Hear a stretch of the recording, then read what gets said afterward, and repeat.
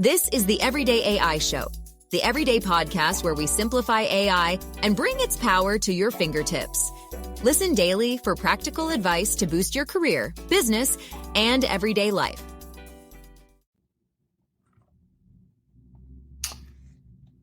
What are chat plugins, and will they allow us to essentially clone ourselves?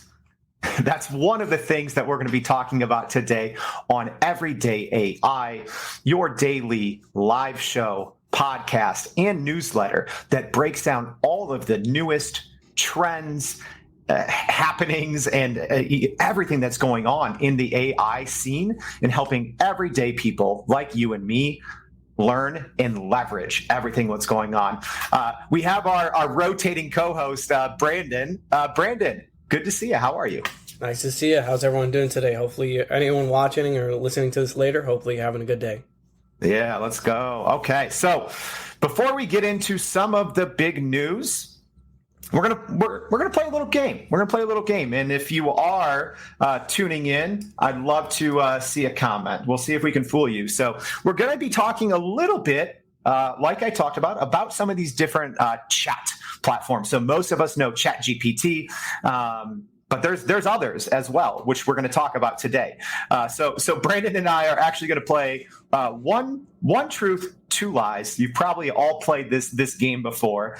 We're flipping it a little because we're having these chats, these AI chats, make up our lies. All right, so we're gonna say them quick. We're gonna see if me and Brandon can even stump ourselves. But if you have any guests, if you're watching this live, please put it in. So I'll go first. So again, two lies, one truth. I'm an amateur pumpkin artist and have won several jack-o'-lantern carving competitions. I was a published author at age 15 for a poem that I thought was only okay. And then the last one is I once led a group of tourists on an impromptu city tour around Chicago because the guide got sick. So before you guess, Brandon, go ahead and name off yours. All right. So I accidentally boarded the wrong flight and ended up in Iceland instead of Mexico. I've appeared on TV 3 times. And I was once mistaken for celebrity and invited to a movie premiere. Oh, so good. All right. Go ahead and guess mine, Brandon. What's my truth? It's the third one, I feel like. It has to be the third one. Leading the group of... Yeah. Okay. So wrong. The truth is I was published for a poem that I thought was only okay. Ask me about it on LinkedIn. I'll tell you. All right. Your truth, Brandon. Gosh, I should know this. Did you accidentally go to Iceland? No. Oh, gosh. All right. Which one? The truth was that I've been on TV 3 times. Oh, okay. This so a live show is nothing for you then. They just happened. Maybe it's a cheat, but all 3 were on the news, like either an interview style or just like being on the news. So, all right, yeah. Brandon's got fame in his future. All right, so now we're going to run over the daily news. We're also going to do it a little different. We want to have some fun today. But before we go everything, just a reminder, please go to youreverydayai.com. Subscribe to the newsletter. We're also, speaking of chat, because that's what we're talking about today, we are giving away 2 year-long premium memberships to ChatGPT. You know, there is a free version, which you probably know, but the premium version is way more powerful. So go in, super easy, sign up for the newsletter and check it out. All right, Brandon, we're going to do some rapid fire news updates. So let's go. So the biggest one, Microsoft Bing Chat, huge update. So they're releasing plugin support, apparently without a wait list for most people. So we'll see when that happens. And the new chat's going to include image and video results and something that's been missing, chat history. Hot take, what do you think? I think it's going to be huge. We'll get into it more later, but I do think it's going to be one of the best, if not the best option currently out there. I know ChatGPT is all the rave, but we'll kind of show you why I think that it's the bigger step forward. Love that. Second big news piece of the day. The White House is promoting ethical AI, but to do so, they are using a hacking exercise at the DEF CON security conference to probe generative AI. Brandon, what are your thoughts on that one? Interesting. I don't know. It's like contradicting itself, and I'm sure to like the everyday person, you're like, "What?" Like that makes no sense. But yeah, I would like to kind of look into that a little more, kind of see what came of that. Yeah, we'll definitely have the newsletter. Speaking of something that's in the newsletter, we haven't talked about on the show, but I think it's worth talking about. Chegg, so the education company, their stock completely crashed earlier this week. I believe it went down 40% because they said ChatGPT was a huge threat to their business. Brandon, what does this mean for not just Chegg, but other companies?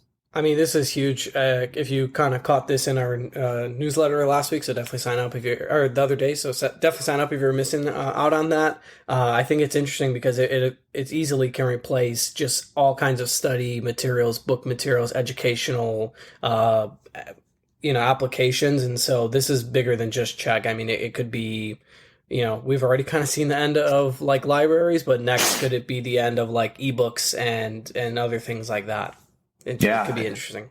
That's great, and we will segue into that here in a second. Last big news piece, LinkedIn is turning 20.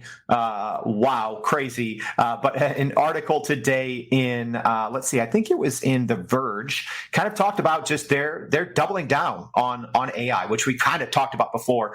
But Brandon, what do you think that means both for professionals, but also just for social media, when a company as big as LinkedIn, backed by Microsoft, obviously, says, "Hey, we're going all in on AI"?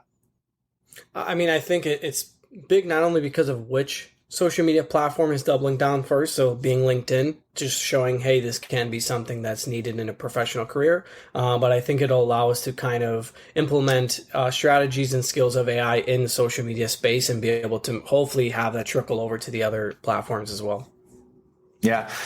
So I think that's also a great transition, kind of talking about Chegg, an education company, talking about Microsoft backing LinkedIn and also our first news story about the new Bing chat. I wanted to have a chat about chats with AI chats. Brandon, we talked on, the first time that you were, co-hosting the show, but just remind everyone just kind of your experience, working with AI and kind of also how your relationship, I guess, with AI has changed since the very first time until, today, because I'm guessing you probably used it a little more today than you did when we first started, using this years ago. Right. Yeah, no, definitely. So I have like a little over like a year of experience using just general AI applications, specifically with ChatGPT. It's been in the recent past 5 months, let's just say. Well, I mean, for me, SEO writing purposes was the first time that I kind of used some form of AI to help me with just getting better pages and blogs and whatnot to rank higher on Google. And so more recently, it's just been used in just everyday applications. Like if you're stumped on something, you need to figure out what you want to say next. You just use ChatGPT to tell you, hey, do this. And just any kind of setting, really, it applies everywhere. And so I think it kind of went for me. I was like, oh, this is a great SEO tool to this is a great guide for your career and for your everyday work. And even just if you want to Google something, we kind of talked about that the other day, using it as just like a Google alternative. And so this is definitely, that also ties into kind of the strength of Bing chat. So that's something we'll get into.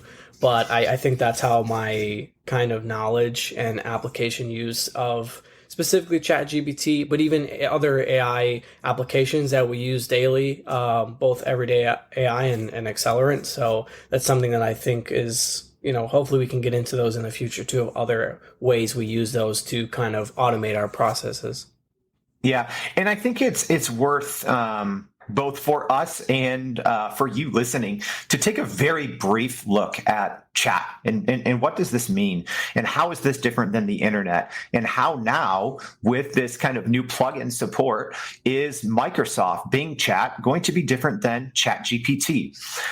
So a very brief overview. So there's something called an LLM, or a large language model. So Brandon,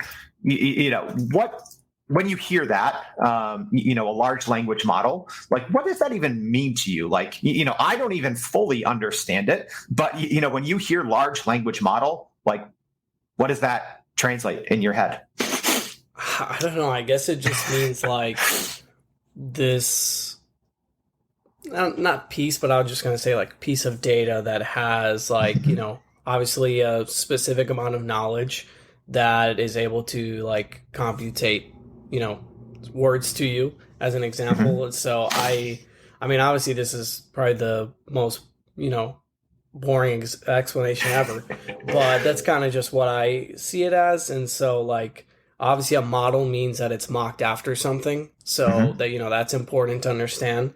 And obviously, we actually understand how it's based off of, a certain period of knowledge, which we'll get into. That's kind of what that's my basic attempt at trying to explain it. If I didn't know anything. I think that's really great. Even what you said there, a model is modeled after something, and that's one of even as we've had these conversations on everyday AI, and just in general, I think that's one of the most misunderstood things, at least about ChatGPT. I think there's a lot of frustrations when people are trying to get, as an example, recent information, and knowing what a large language model is important, because it is a model. And the thing that most people do not understand with ChatGPT is that model ends. It currently ends in September 2021. So if you want any information that's newer than 2021, it's not a good thing to use ChatGPT, at least out of the box. So, they are talking about plugins at ChatGPT as well, which is essentially when third-party companies can build some functionality that seamlessly integrates with chat. But right now, except for very few developers, ChatGPT does not have that. So with this Microsoft news that just came out today, they're saying like, hey, we are releasing plugins for Bing Chat. That's huge. And also saying there's not going to be a wait list, and the general public should, again, it's only a couple hours old, so I'm sure we'll get more details, but the general public should be getting access to this soon. So that's huge. But the other thing to keep in mind about Microsoft Bing Chat, it's connected to the internet, and that's huge. That's something that people also don't understand. So there's always different use cases for different chats. So we're not even going to get into it today, but there's Bard. So that's Google's version, which is actually not even based on GPT, which is the OpenAI. That's their model. So OpenAI, their product is ChatGPT, and it uses GPT technology. So even Microsoft uses GPT technology. So Google's kind of on its own with its own large language model. So Brandon, really quick, just talking about this Microsoft Bing Chat now and being able to get fresh data and data that's real, like real time, which has been available. But then even with talking about in results now, image and video results that are coming very soon to Bing Chat. What does that mean just for the future of research, writing, just productivity? What do you think that means? I mean, it's huge. Again, like we said, it's limited to ChatGPT is limited to September 2021, and that's if you have ChatGPT Model 4 selected, because I know by default it's 3.5. So that's another thing too, as a side note for anyone who's using that, make sure to switch it to 4. So I think it's big just because, again, you can write about something that happened 5 hours ago. Like if it's on the internet, you can write about it, you can find it. And so it's going to give way more, not only personalized and better results for whoever's looking for that knowledge, whatever it may be, but it's going to be more accurate too. So, it's for so many purposes. I'm thinking from my perspective, even just like an SEO perspective, it's going to write a lot more accurate content, and it can probably pull from some of the top like articles as an example. And so we're going to get some things that are ranking already high on Google, but it has so many applications to any kind of position or career. Yeah. And if you are watching this live, apologies if you're on the listening on the podcast, but I'm going to try to explain it to you. So on my screen here on the Everyday AI Live stream, I have an example of a prompt and a response in ChatGPT. So, kind of going along with what we talked about earlier, I'm asking what's going on in the stock market this week. And specifically, I want to know what happened with Chegg's stock price. So with ChatGPT, and this is with the newest model, which is called GPT-4. It's saying, I'm sorry, as an AI language model, I don't have real-time information, blah, blah, blah. If you've used ChatGPT, you probably see that response a lot, but it's essentially saying, I don't know. I'm not up to date. This is before, or this is more recent than September 2021. Okay, so now I'm switching over to the result from Bing Chat. So you'll see it's completely different, the exact same prompt. And I'm getting just a fantastic summary here. So, Bing Chat says, here's a brief summary of what has been going on in the stock market this week. And it's not just talking about like macro, it's talking about micro as well. So it's giving a big overview of what's happening in the Dow Jones, in the S&P, in the NASDAQ, what's happening that week. It's also saying like why it's still volatile, right? The stock market's been very volatile. And then also we have down there that the Chegg stock, it's the impact that it had this week with this news. So I think that's just such a small but a powerful example, and how so many people maybe aren't using ChatGPT correctly. I think that depending on what you want to know, you definitely have to use the right model. Brandon, so what do you think? Just even looking at this example, what are your thoughts?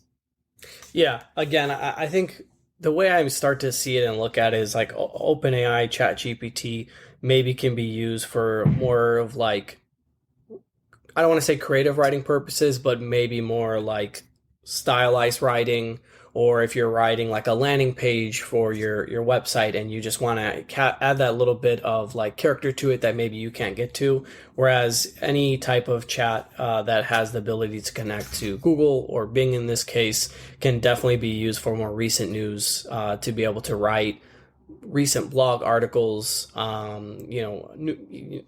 anything really.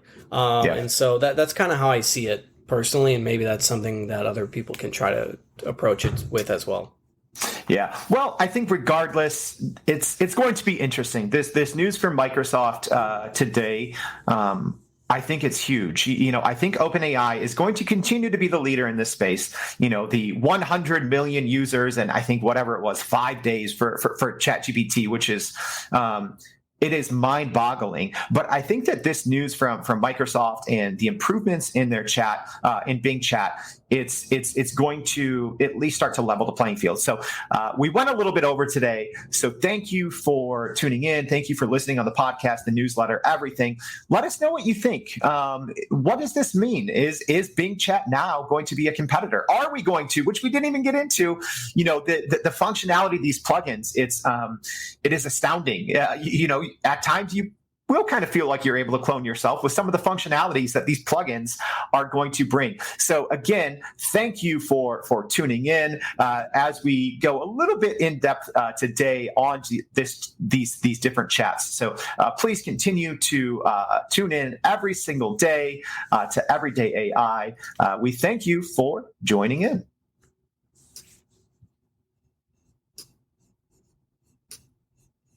And that's a wrap for today's edition of Everyday AI. Thanks for joining us.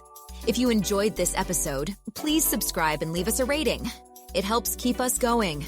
For a little more AI magic, visit youreverydayai.com and sign up to our daily newsletter so you don't get left behind. Go break some barriers, and we'll see you next time.